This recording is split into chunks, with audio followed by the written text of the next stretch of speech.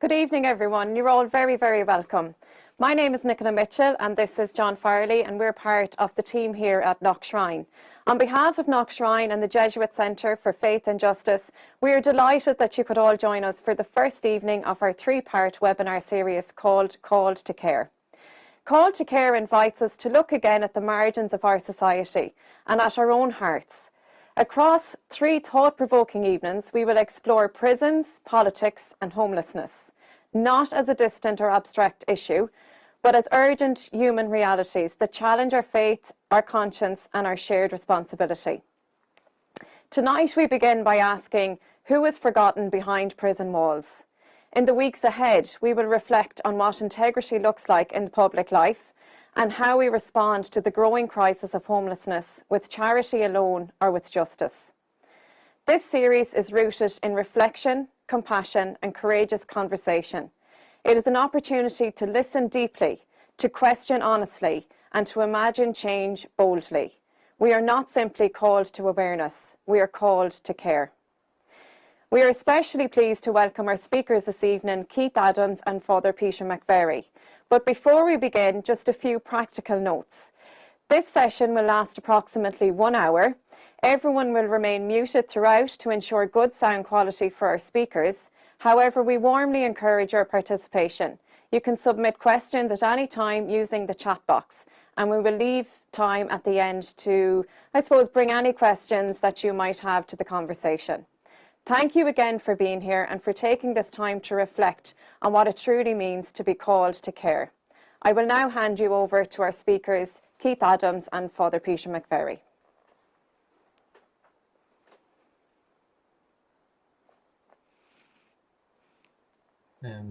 Thank you, Nicola.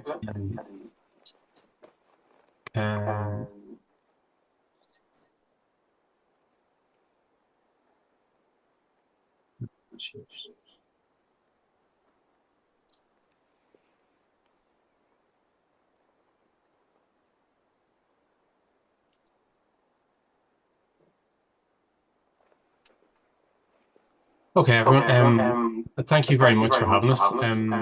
I'll give a quick introduction to myself, and then I'll pass over to Peter, and then we'll kind of get into the content for tonight's webinar. Firstly, both of us want to say just what a privilege it is to be part of your Lenten series, and we're particularly encouraged to that you've permitted us to actually talk about kind of those that we kind of think about and work with, and what it means to be marginalised in a very modern, wealthy Ireland as well. So a little bit about the centre. So the Jesuit Centre for Faith and Justice is a social research centre within the Irish province, and we undertake social analysis and theological reflection within the Catholic social thought tradition. We're particularly interested in a number of areas, particularly homelessness, ecological justice, prison policy, economic justice, and theological reflection. So these are kind of areas that we feel are all deeply interconnected with each other as well. And the centre has been in existence for almost 50 years as well. My role is I'm a prison policy advocate, so my role has a research role, an education role, and a lobbying role then for kind of positive prison policy within Ireland. I might pass over to Peter for a couple of minutes just to kind of introduce yourself very quickly. Yes, I have worked with homeless people for the last 50 years. We have principally focused on homeless people with addictions or mental health. So some of those go in and out of prison, some of them on a regular occasion, some of them just once or twice. And so when they go into prison, I follow them there. So I've been in the prisons for most of the last 50 years. Before COVID came, I was visiting the different Dublin prisons every weekend, Saturday morning, Saturday evening, Sunday morning, and sometimes Sunday afternoon as well. So I've got to know a lot of people in prison, and my view of prisoners is obviously shaped by my experience. Yes, there are some people who are in prison who are very, very dangerous people. Not going to deny that. But there are many people in prison, in my experience, who should not be there. They're there for much lesser offences, public order, shoplifting, just theft in order to feed a drug addiction. But I'll talk a little bit more about that later on in the session. Thanks, Peter. Thanks, Peter. So the title of tonight's session is actually by our team director, Father Niall Leahy. SJ come up with The Secret Life of Prisons Going Behind Bars with the Pope. And I suppose speaking personally, Pope Francis was actually a huge boon for me as a prison researcher, because his quite radical embrace of the prisoner and kind of the centrality of the prisoner within his pontificate actually kind of brought a huge energy to it and focus. And we're going to kind of talk a little bit about that, to kind of how that kind of shapes some of our work and thinking as well. So tonight's path, just to give you a sense of where we're going kind of in the next 45 minutes to hour. Firstly, I'm going to talk a little bit about Pope Francis and kind of his radical embrace of the prisoner. Peter's going to have a longer section kind of in the middle, where he's going to reflect on his prison ministry itself, but also what it means to be a prisoner in Ireland today. And I suppose we're going to hopefully try and avoid, when we talk about prisons, we can often get bogged down just talking about numbers. And while those numbers are very real and actually are counting people, sometimes the stories are central to kind of conscientize us and to kind of help us to develop an empathy and develop a solidarity in a way that numbers just can't. And then I'm going to kind of close our kind of input section with a reflection on the prison within scriptures, kind of passages that you more than likely be very familiar with as well, but kind of little things that you may have missed as well, or that kind of can give more of a moral kind of analysis, or kind of the prison. And then the final part then is just a Q&A, where we're just going to open it up to questions that people may have or may want to comment on as well. We'll try to answer those as best we can.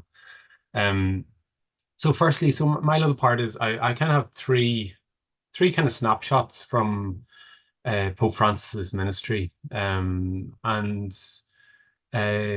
right from the very get-go of his pontificate in 2013, he I think it was one of his first public visits on Maundy Thursday to a youth detention centre in Rome, where he washed the feet of 12 young detainees in that youth detention centre. A combination of young boys and girls from various different kind of nationalities as well. So a very mixed group. And this very much set the tone for his ministry. And every visit he had to a country, he often sought out a prison. So whenever he went to, say, Philadelphia in America, or the Philippines as well, he often sought out a prison to go and visit those who are detained within those various countries as well. And I suppose a key part that a key saying he always had was why them and not me. And this was a very pithy, but a very, very interesting and very I suppose morally dense kind of little epitaph as well, where he kind of talked about, where it is essentially kind of this was more than just kind of a sympathy or a paternalism that he had for those in prison, but it was kind of it was out of a deep kind of sense of empathy, but also recognition that for any of us, if our lives had been a slightly different way, if we'd made slightly different decisions, if we hadn't had the opportunities, if we'd less opportunities than we might have had, who's to say that we would not have ended up in prison? And I think this reflection from Francis was very much kind of honed kind of with his work in the slums of Buenos Aires as well, amongst kind of the poor, amongst those most affected by the prison. And it also kind of has a huge equalizing effect as well, in that the prisoner and the Pope are on the same moral plane, but there is an equality there, and that kind of kept a real humbleness to kind of how Francis approached the prisoner. A very evocative scene within his pontificate as well was the empty St. Peter's Square, where it was the 2020 kind of way of the cross during the pandemic. So during the the way of the cross on the steps of St. Peter's Basilica. He drew in a group of prisoners, of victims, of families of prisoners, of people involved in the justice system as well, to be involved in the various meditations for the Way of the Cross during this kind of very significant Easter event. And I suppose this was quite interesting as well, was that it wasn't just that he kind of was suggesting that prisoners were such a deep part of his ministry that they'd something to offer with their thoughts and reflections and their experiences of detention and kind of their experiences of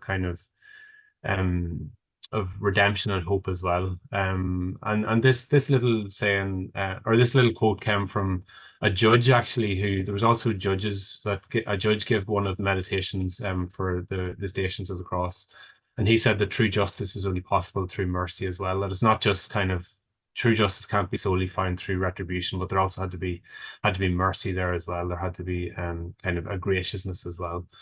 And then I suppose thirdly, and kind of towards very much the end of Pope Francis's pontificate as well, was the year of Jubilee in 2025. And traditionally in this, there's four holy doors which are opened, but in this case, an exception. So this year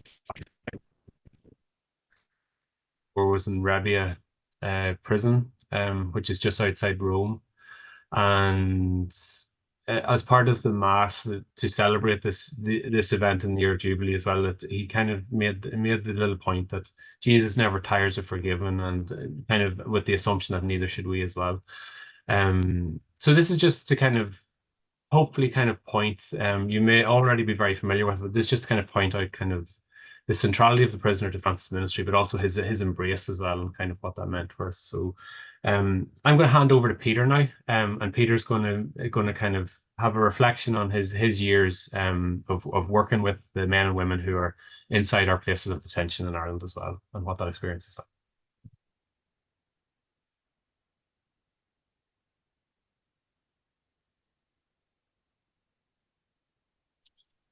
Thanks very much, Keith. As I say, I've known an awful lot of prisoners. I've seen them in prison and out of prison. The majority, prisoners are not a homogenous group. There are some people in prison who are very, very dangerous, but there are also people in prison who are there for much less serious offences. 80% of people who go to prison for less than 12 months, which suggests that their offences are not at the upper end of the scale. 70% of those who go to prison have an addiction, and they go into a drug-filled prison, get very little or no help with their addiction, and they're released again out into society with the same addiction. And then we wonder why they reoffend. About 70% have a mental health problem, depression, anxiety, or more seriously, schizophrenia or whatever. And again, prison officers are not trained to deal with mental health. And many people with a mental health, they take their medication, and the medication does them a lot of good. And after a while, they say, gosh, I'm fine now. I don't need my medication. They stop taking it, and then their mental health goes downhill again. In prison, you can't demand that a prisoner takes medication. If the prisoner refuses medication, there's nothing the prison officers can do. Whereas if they were transferred to the Central Mental Hospital, but there aren't enough places there for everybody, but if they were in the Central Mental Hospital, they can be compelled to take their medication. So there are people in prison. Everybody, I've dealt with thousands of drug users over the last 40, 50 years. Every drug user I have ever met comes to a point in life where they want to give up drugs. That may take a while, might take months or years even. They come to that point, and then you have an opportunity to help them to come off drugs. But you've only an opportunity of 6 to 8 weeks. And if they can't get into treatment, in that time, many of them will give up. They'll become demoralized. So you go into a prison with an addiction. It's a drug-filled prison. It's boring. It's depressing. It's very little to do. You're in a cell with 2 or 3 others for 18 hours a day, watching television. They're the conditions which facilitate drug use. And I know people who went into prison drug-free, came out of prison addicted to drugs. So prison is essentially a very negative experience. No matter how good the prison is, it's essentially a very negative experience because we grow and develop by making decisions. We make good decisions, we make bad decisions, we learn from those decisions. But if you're in prison, you're not allowed to make any decisions. You just keep your head down, your nose clean. If you try to make decisions, you'll be punished. There was an experiment in England in a prison where they did an affirmative course for prisoners. And after the course was over, they went back onto their landing and they tried to practice it, and they were immediately put on punishment. So prison is essentially a very negative experience, and it compounds the negative experiences that many prisoners have already experienced in life. As the statistics show very clearly, the vast majority of people in prison come from poor families in deprived neighborhoods. They have left school early. They may be illiterate. They've never had a job. They live in an area where unemployment is relatively high, never expect to get a job. So they've experienced multiple deprivations. And then prison is just another deprivation added on top.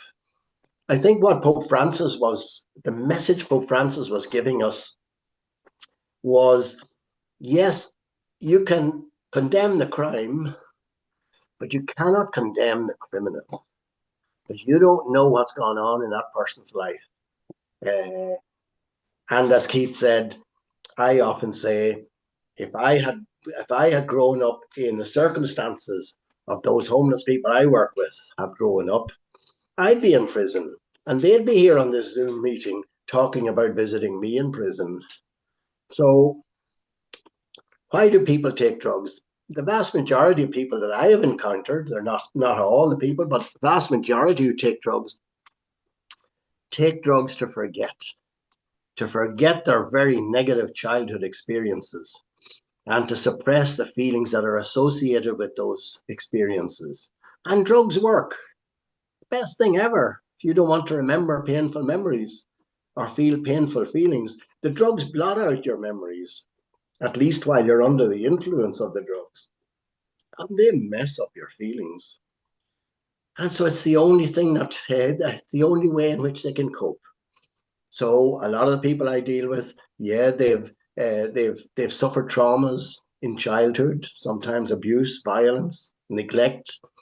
They take drugs because they can't cope with those experiences.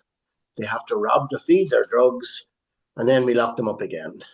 They're victims as children, and we victimize them again as prisoners. You know, the prison system is planning an extra 1,500 prison places because the prisons are overcrowded. And I've been constantly saying it would be far more effective to open 1,500 extra addiction places where people could go and get help with their addiction, rather than another 1,500 prison places. So, in fairness to the prison system, conditions have improved. In-cell sanitation now is the norm, as you see from the photograph. They're now putting in telephones into each cell. You can't just phone anybody, though you have to register the phone numbers you want to make. The vast majority of prison officers are good, caring, compassionate people, and they do their best for their prisoners. However, the system lacks compassion. The system is about security and making sure that nothing goes wrong, that nobody gets released who might re-offend and embarrass the minister.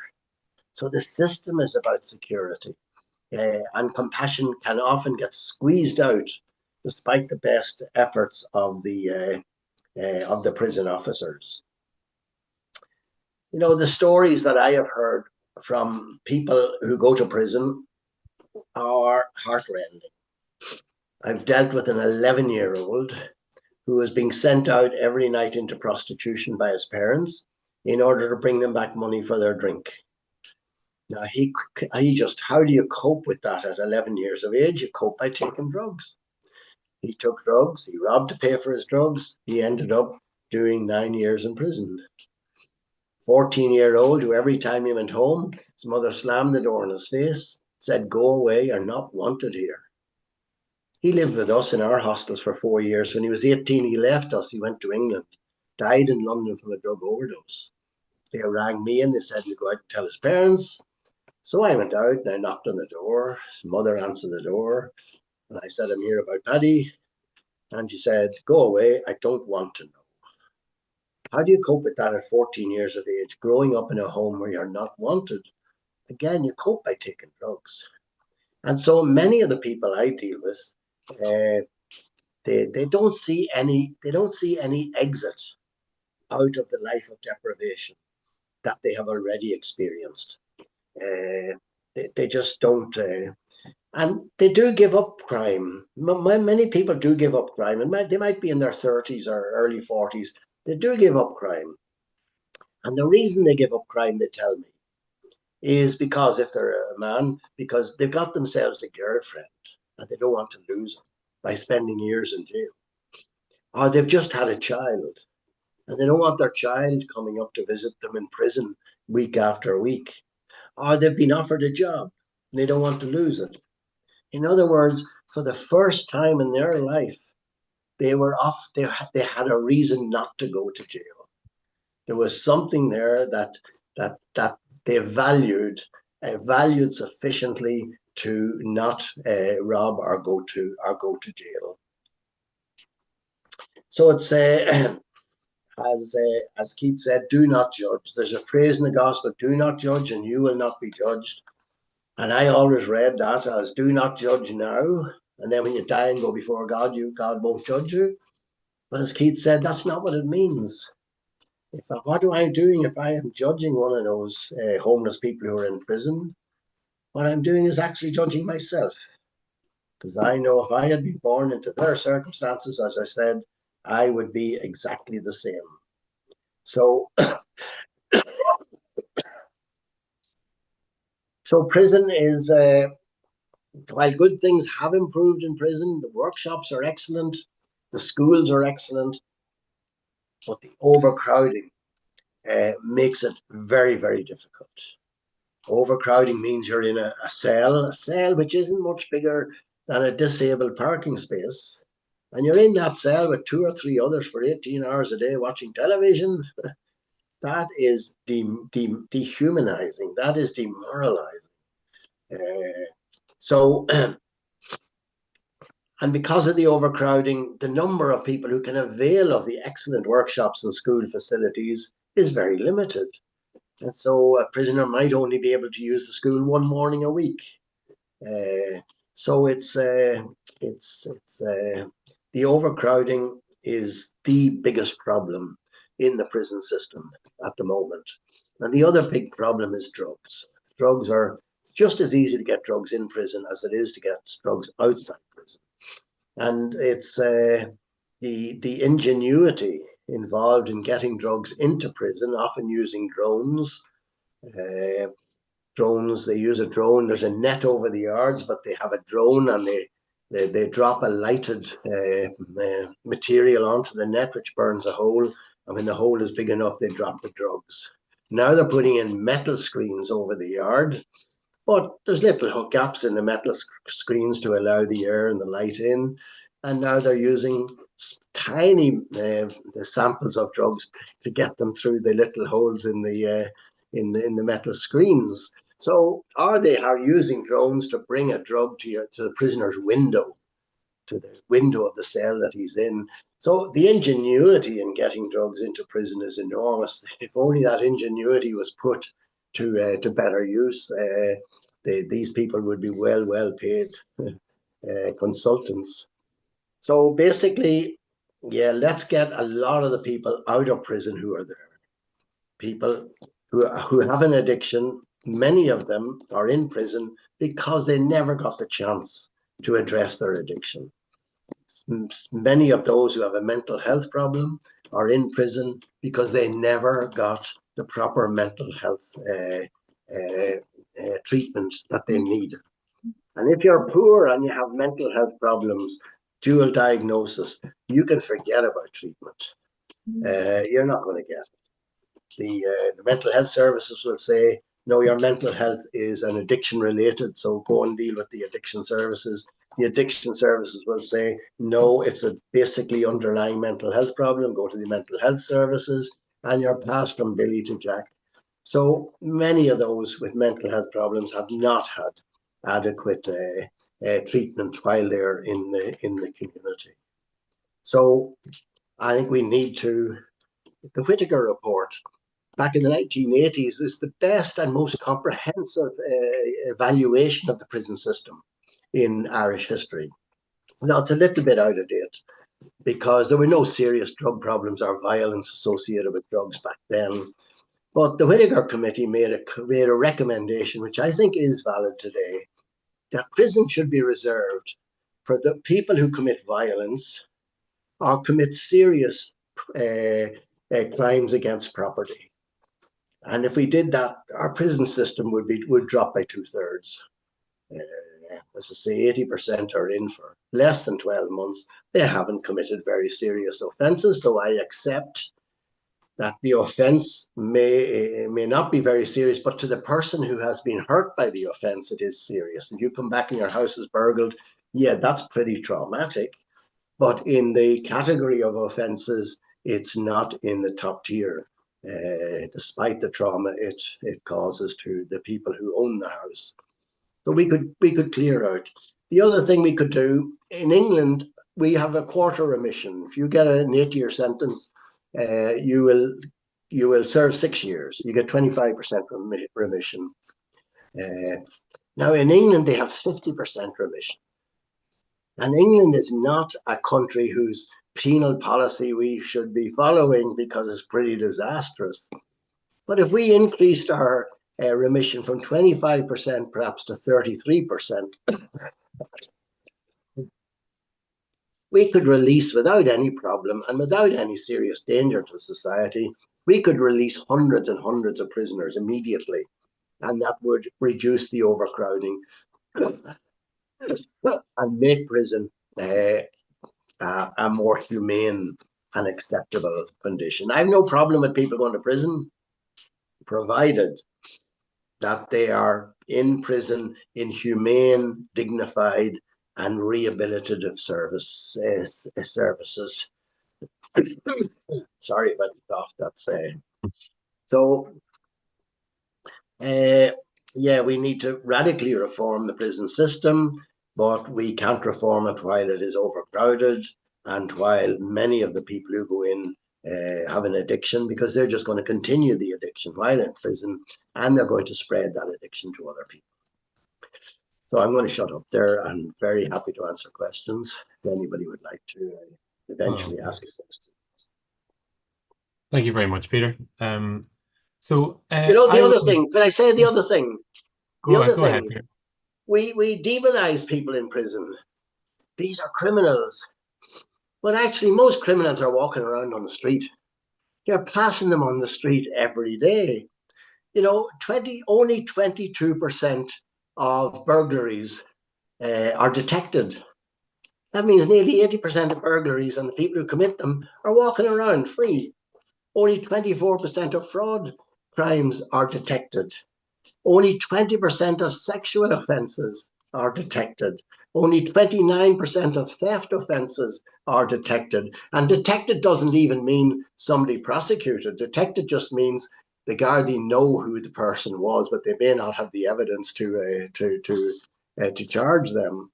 So in fact, the criminals we should be worried about are the ones who are clever enough not to get caught and who are wandering the streets, and we're passing them every day in the street. the ones who are in prison are the ones who are least likely to be of a serious threat to our society.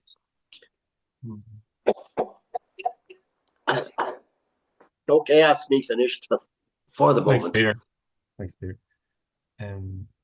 Okay, I'll quickly move on just to our final part. And this is kind of, Peter and I are going to be a little, I suppose, bold here, and we're going to suggest that there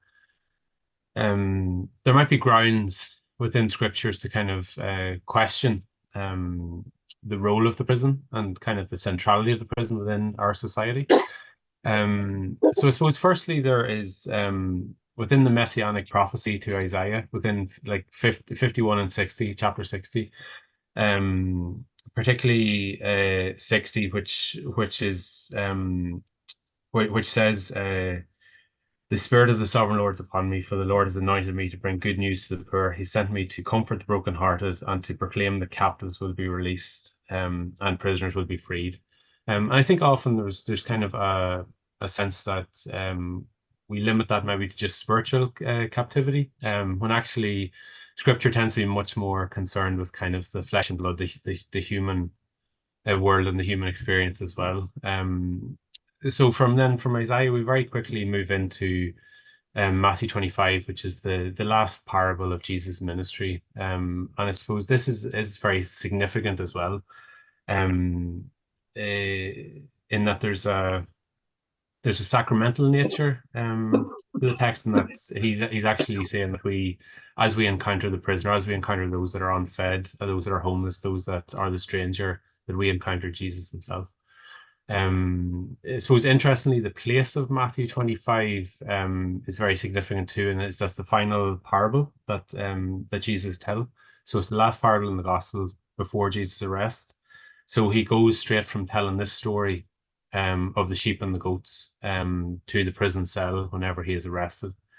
So that isn't an insignificant kind of placement as well. And then very quickly we move into Jesus as prisoner as well. So he experienced that of being imprisoned within the Roman Empire prior to crucifixion, and that is, as we think about and reflect and kind of move through Lent, that's ultimately where we're moving towards as well, and kind of where our mind and our thoughts are going. I suppose most significantly, and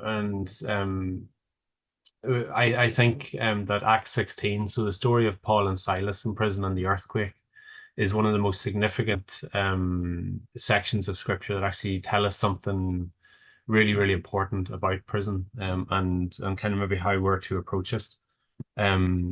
So I'll read this very quickly. It's just 10 verses, but hopefully if you can't see it, I'll quickly read it. So this is verses 25 to 34. So about midnight, Paul and Silas were praying and singing hymns to God, and the other prisoners were listening to them. Suddenly there was such a violent earthquake that the foundations of the prison were shaken.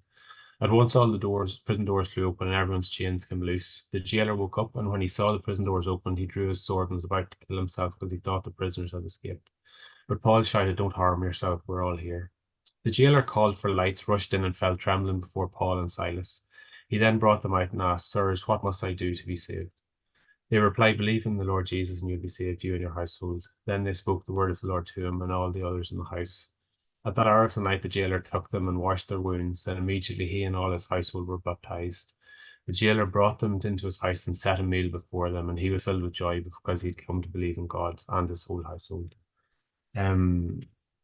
What's very interesting here is that the earthquake itself, that God's intervention in their imprisonment actually shatters the institution of the prison. It breaks the very foundation. The prison doors flew open. The foundations were broke.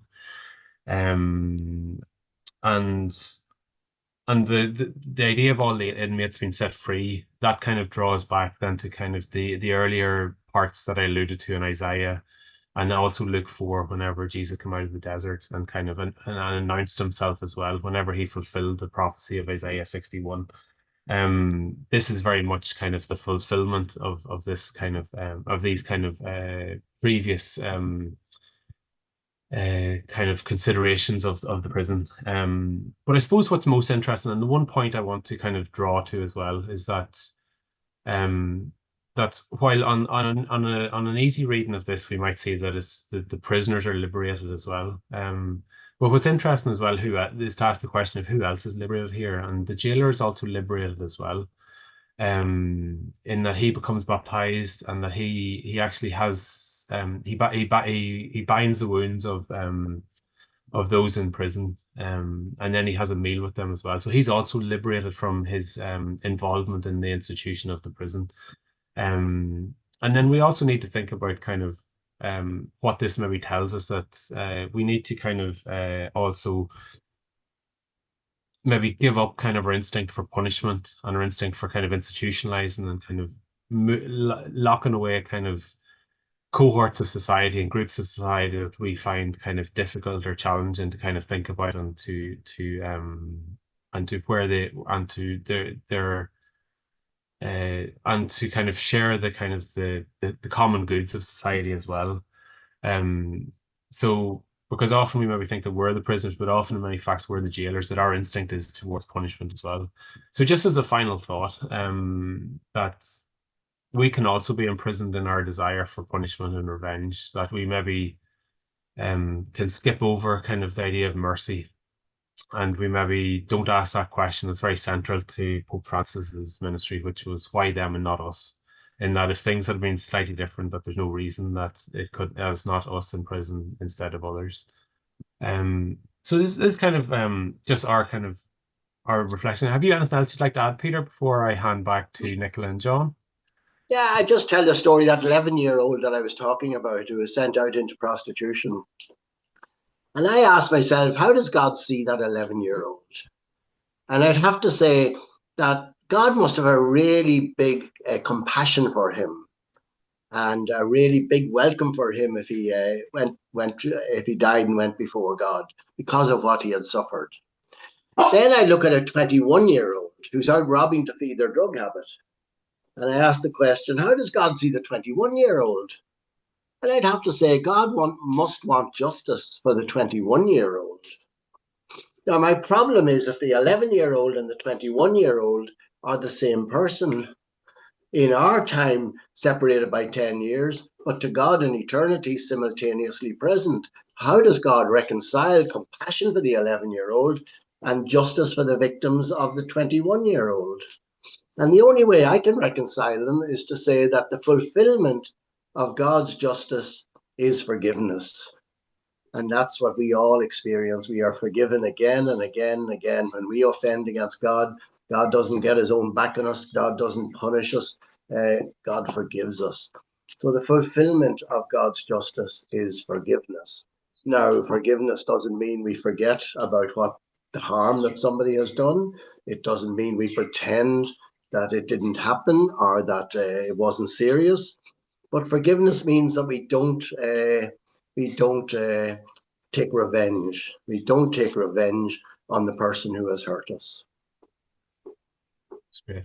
Thanks, Peter. That's a really great place to finish up. And we'll stop sharing.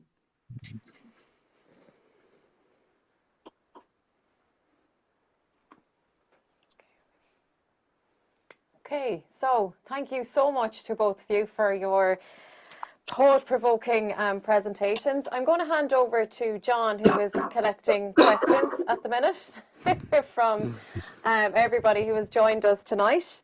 Maybe while you're collecting a few questions, I just have one question, Peter.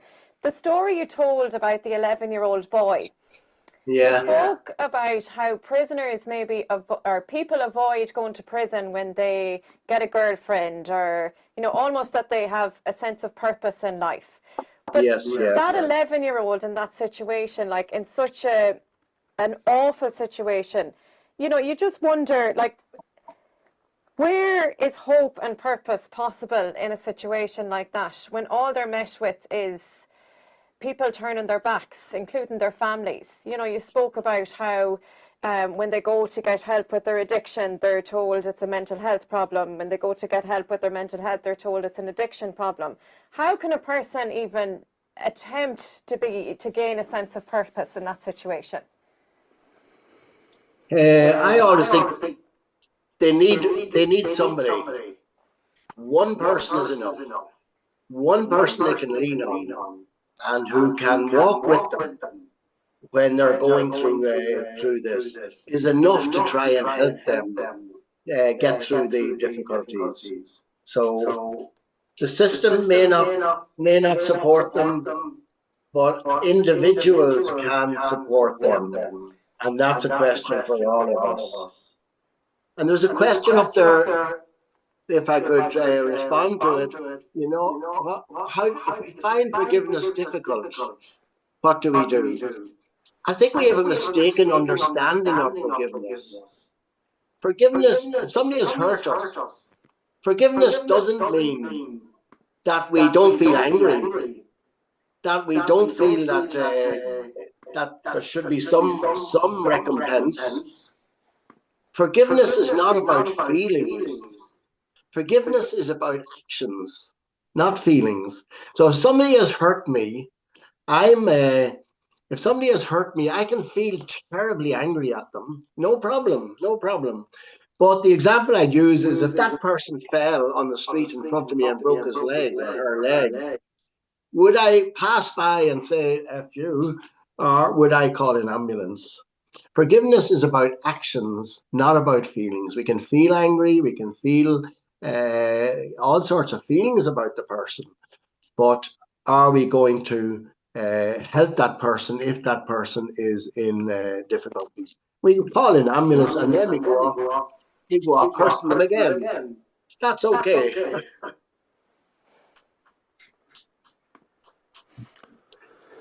Okay. So either to Keith or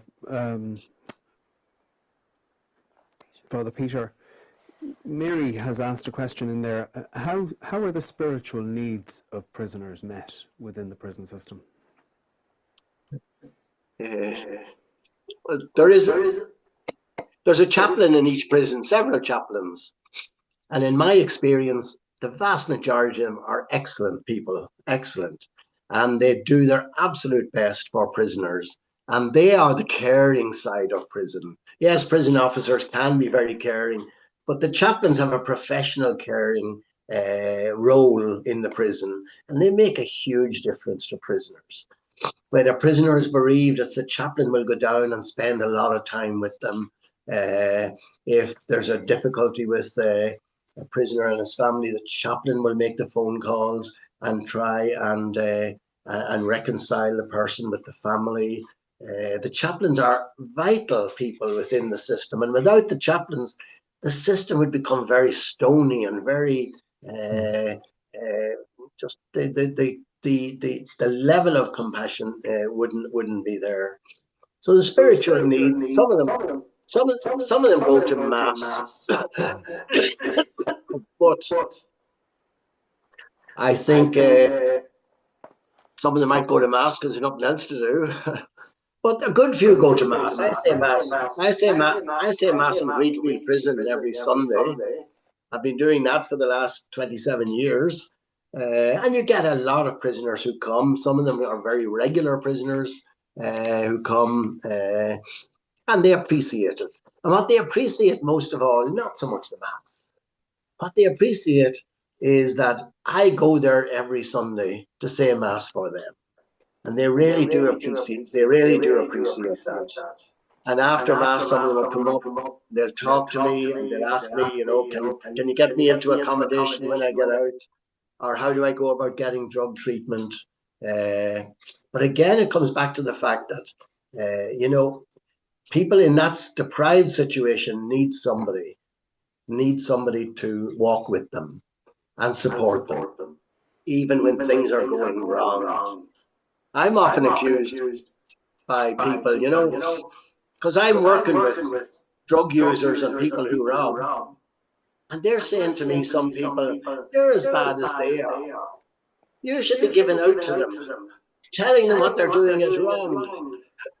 And I laugh, actually. I laugh because that is going to get you absolutely nowhere. Much better to walk with them and come to a point eventually where they want to change, and you're there to help them then. I heard, just to add to that, I heard a lovely story recently just of how one parish kind of supports the spiritual needs of prisoners as well. And that's St. Peter's on the Navan Road have a prayer meeting once a week for the women in the Docus Centre, which is in Mountjoy campus, which is just it's about maybe 500 meters away. And before they have the prayer service, they ring their chapel bells to let so from the prison rooms, the women can hear the bells, and therefore they know that the parish are thinking about them and praying for them as well, because the experience for women in prison is often incredibly lonely because often they're separated from children as well, and they often don't have they don't have people providing care for them the way that male prisoners have as well. So yeah, it was just something that I'd heard, that kind of how a parish lets them know that lets the women know that they're being thought of, and during their time of difficulty as well. So yeah. It's interesting you raised that, because Tricia asked a question in there specific to that. She said, at a parish level, I'm wondering how we can reach out to these traumatized prisoners who have mental unwellness, which is shown in addiction and such. And I think the way she put it then was, these people are all sons and daughters of mothers and fathers. So many parents and grandparents cannot speak about such things in church. What do you recommend to priests, pastoral care workers and parishioners about how we can show compassion and seek justice for people who are obviously so unwell? I thought you just put the question beautifully. Yes, I think we need to change people's understanding of prison and prisoners. Very few people actually get inside prison to see what it's like, and to see what conditions are like and what life is like. So most people outside of prison are totally unaware of what's going on within prison. I think we need to change the perception that, as I say, 80% of prisoners, even 80% of people going to prison go for relatively less serious crimes, and 70% of the addiction is 70% of mental health. And if we could communicate that to the public in general, I think that would begin to change attitudes and become less punitive towards people who commit crime or who have hurt us in some way. And of course, the gospel message is hugely important in that forgiveness is the essence of God. There is nothing that God will not forgive. But as I say, forgiveness is shown in actions, not in feelings, or not in words. Neil asked a question in the chat there. You mentioned that the English model wasn't a particularly good one to look at, but in your experience, and have you come across anything, a model that does work, and that would be one that we could aspire to or look towards? Well, we always look to Scandinavian countries for social innovation. In some Scandinavian countries, if you go to prison with an addiction, you are guaranteed a place on an addiction program within 4 weeks of going to prison.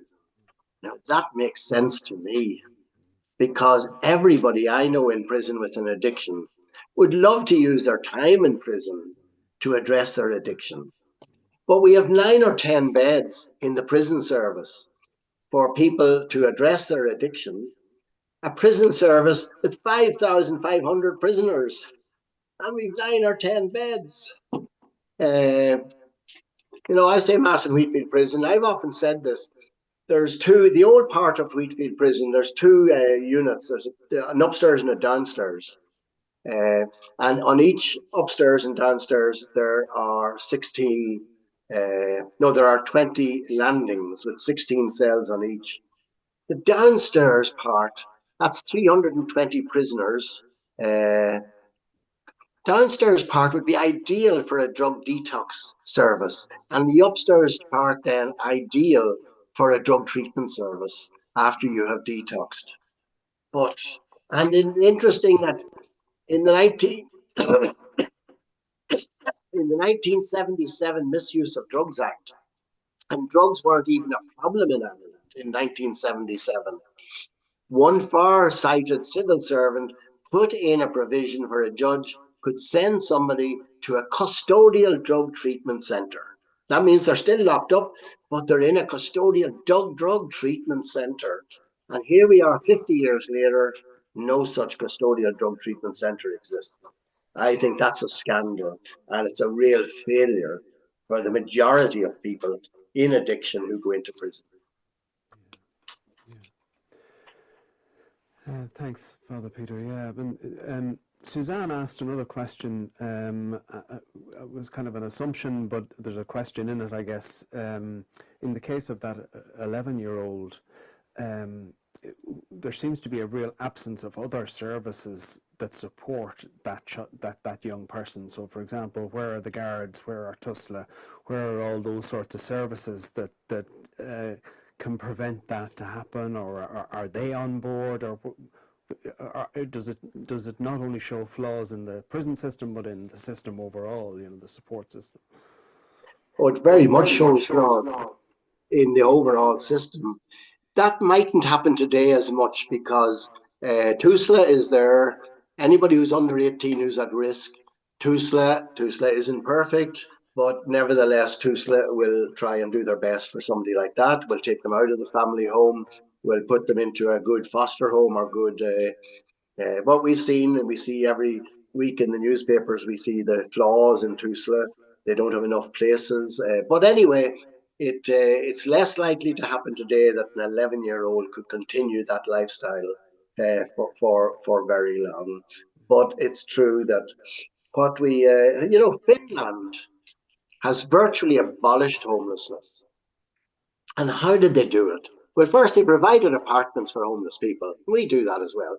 But the other things they did, they had a minister responsible for homelessness who stayed in the job for a long time and developed a passion and an expertise in the issue. We have a minister for housing. We've had 5 ministers for housing in the last 8 years. So you have a minister for housing who stays in for a while, then they're moved to the minister for transport, somebody else comes in. We need somebody who would stay in the job for. And the second thing they did was all the services work together.